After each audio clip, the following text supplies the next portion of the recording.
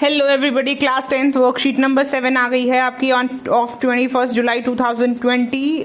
Worksheet है English की, my favourite subject and my own subject. So let's start with the worksheet. Will read the following article from Indian express and observe the picture. Fill up the blanks and answer the questions that follow based on your understanding. That's all we're supposed to do.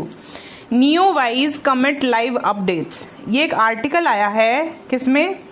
Indian express, बहुत बड़ा newspaper है। और देखिए newspaper के नाम से पहले the आता है, तो keep in mind with that only यहाँ पर। और क्लास स्टार्ट करने से पहले अगर आपने चैनल को सब्सक्राइब नहीं किया है तो प्लीज़ सब्सक्राइब कर लीजिए चैनल को। अगर आपने सब्सक्राइब कर लिया है तो अपने दोस्तों और रिश्तेदारों और friends and everybody else who need this kind of exercise, तो उसको एक्सरसाइज ज़रूर शेयर कीजिए। और ये एक्सरसाइज ज़रूरी नहीं है सिर्फ 10th के बच्चे करें, 9th के बच्चे भी करें। सो दैट, क्योंकि कॉम्प्रीहेंशन तो बेटा हर लेवल पे हर क्लास में इंग्लिश सब्जेक्ट में आता ही आता है। अच्छा, इस कॉम्प्रीहेंशन के दो टॉपिक्स, दो मकसद हैं। पहला मकसद ये कहता है कि आपको करंट अफेयर्स की नॉलेज हो जाए, क्योंकि ये कमेंट अभी देखा गया था, ठीक है। और एक और अपडेट जो है वो है ये कि आपको ये कॉम्प्रीहेंशन भी करना है, so that you learn how to do the comprehension. तो दोनों पर्पस सॉल्व हो जाते हैं वर्कशीट से। एक तो आपको करंट अफेयर्स से अपडेट कर रहे हैं, दूसरा आपकी कॉम्प्रीहेंशन की एक्सरसाइज करा रहे हैं ऑफ इंग्लिश। चलिए शुरू करते हैं class. Neowise commit live updates. The C2020 F3 commit आका Neowise उसका नाम रखा गया है, has caught the attention of the stargazers. किसकी अटेंशन ली है उसने? स्टार गेजर्स, जो आकाश को देखने वाले लोग हैं, जो स्टार को गेज करते रहते हैं, यानी कि एस्ट्रोनॉमर्स वगैरह in India, as they will be able to get a glimpse of the celestial event from July 14 onwards. क्योंकि 14 जुलाई के बाद हम एक ग्लिम्प्स देख पाएंगे, एक झलक देख पाएंगे किस कॉमेट की, न्यूवाइज कॉमेट की। The comet will be visible from to the naked eye for 20 minutes every day for 20 days. लगभग 20 दिन तक ये कॉमेट आपको दिखने वाला है नॉर्मल आंखों से भी। On July 14 the comet was visible an hour before the dawn sky. बिल्कुल सुबह जो आसमान होता है उससे 1 घंटा पहले तक ये दिख रहा था, मतलब उससे 1 घंटा पहले तक ये दिख रहा था। This will continue in mid July, ये मिड जुलाई तक चलेगा। However, the comet will be visible in the evening later this month. इस महीने के आखिर में शाम को दिखाई देगा, before it starts to fade away in August, और ये अगस्त में फेड अवे होना शुरू हो जाएगा। It will be visible only through binoculars. आपको बाइनोकुलर्स से देखना पड़ेगा, दूरबीन से। And telescope is दूरबीन of astronomers, ठीक है। Before disappearing next month as it enters the outer orbit of the solar system, because ये disappear हो जाने वाला अगस्त में, ये सोलर सिस्टम के आउटर ऑर्बिट में एंटर कर जाएगा। It will be closest to Earth on July 22 as the distance from Earth will be 64 million miles, यानी 103 मिलियन किलोमीटर होगा उस वक्त इसका डिस्टेंस अर्थ से। 103 मिलियन कितना होता है बेटा? 103 इंटू 10 लाख कर लेना, देन यूल गेट कितना होता है ये। फ्रॉम जुलाई 14 अब ये जो है ये आपको रिपोर्टिंग दिखा दी गई कि कैसे रिपोर्ट है। उसके बाद आपको रिपोर्ट की एक्सटेंशन दिखाई गई है। अगर आपको आर्टिकल लिखना आता है किसी चीज़ के बारे में, मान लो write an article on so and so, तो यहाँ पर ये परफेक्ट एग्जाम्पल है आपके लिए कि how to write an article about something. Because ये इंडियन एक्सप्रेस का छपा हुआ आर्टिकल है, तो आपको ये भी पता है कि बहुत बड़े न्यूज़पेपर का, रेपुटेटिव न्यूज़पेपर का आर्टिकल है, तो ऐसे ही आर्टिकल्स भी लिखे जाते हैं। तो please read it thoroughly and 2-3 बार 4 बार 5 बार पढ़िए, ताकि आपको भी पता चले कि आर्टिकल में होता कैसे, क्या क्या फैक्ट्स लिखते हैं, कैसा लिखा जाता है, किस पार्ट में लिखा जाता है, किस कन्वर्सेशन में लिखा जाता है। IUV कुछ नहीं होता है यहाँ पर, इट्स सिंपल इन्फॉर्मेशन, फैक्ट्स होते हैं। और आपको किसी को एड्रेस करना है तो वो है पब्लिक, और आपको IU किसी को एड्रेस नहीं करना है। चलिए शुरू करते हैं। From July 14 C2020 F3 comet discovered on March 27 will be clear visible in the north western sky. ये किसी की, देखो यहाँ पर कोटेशन है ना, यानी कि ये किसी ने कुछ कहा है। It will be visible after sunset for around 20 minutes for the next 20 days. You people can observe it from necked आई। ये कहा है उड़ीसा के प्लानिटोरियम के डिप्टी डॉक्टर शुभेंदु पटनायक ने ANI को बताया, ठीक है। In the evenings to follow the comet will rapidly climb higher in the sky. आपको थोड़ा ऊपर की तरफ दिखाई देगा and will be visible for a longer time, और ज्यादा समय तक दिखाई देगा। द न्यूवाइज ही एडेड, उन्होंने बताया, क्योंकि कोटेशन में देखो, जब भी कोई चीज कोटेशन में होती है यानी कि this is the factual information given by someone word to word. The neowise will be visible in the northwest sky which is 20 degrees from the horizon. Horizon से 20 डिग्री ऊपर की तरफ नॉर्थ वेस्ट में आपको दिखाई देने वाला है। तो ये हो गई आपके पास पैसेज, ठीक है।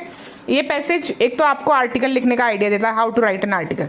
ये पैसेज आपको लेटेस्ट इन्फॉर्मेशन दे रहा है, यानी कि आज 21 जुलाई है, 20 जुलाई, 21 जुलाई, 22 जुलाई को आपको देखना है, क्योंकि ये क्लोजेस्ट टू अर्थ होगा, तारों के बीच में कहीं ना कहीं जरूर दिखाई देगा। Comet will look like this. चलिए, ये फोटो भी आई है साथ में। अब हमें करनी है exercise. So let's start with the exercise. आओ, मैंने बिल्कुल clearly fact to fact, word to word आपको हिंदी बता दी। अगर आपको किसी भी वर्ड में अभी भी डिफिकल्टी तो पूछेंगे नहीं तो डाउट क्लियर नहीं होंगे।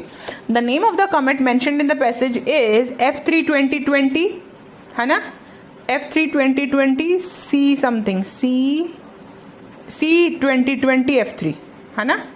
कॉमेट 2020 का कॉमेट है F3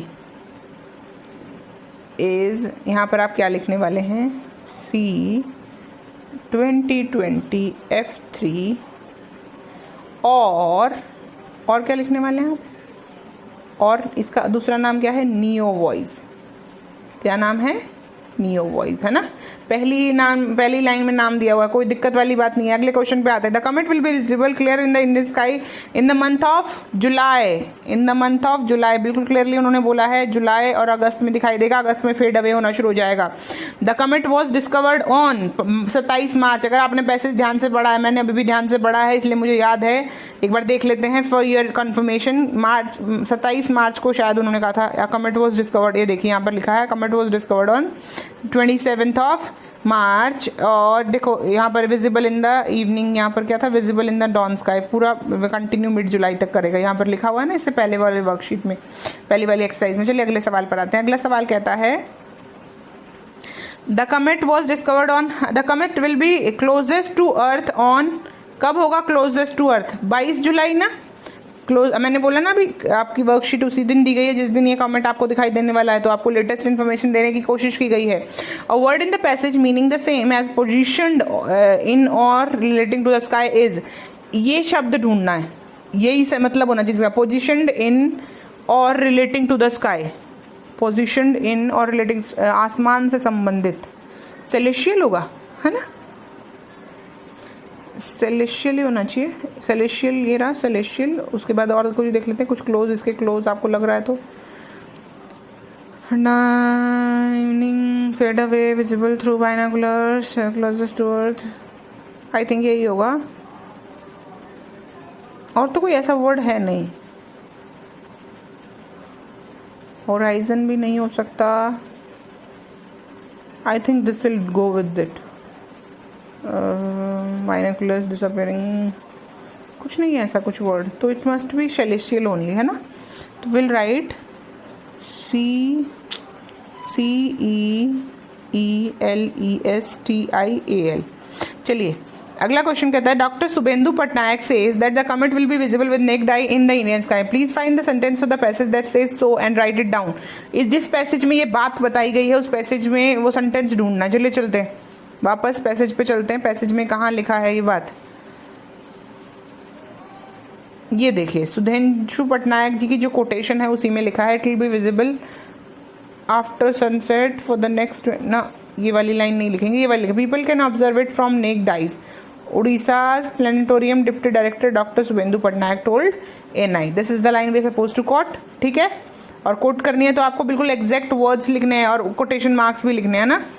चलिए अगला क्वेश्चन कहता है do you have read about the comet in class 8th in the lesson named the comet. Do you know any popular belief after watching a comet?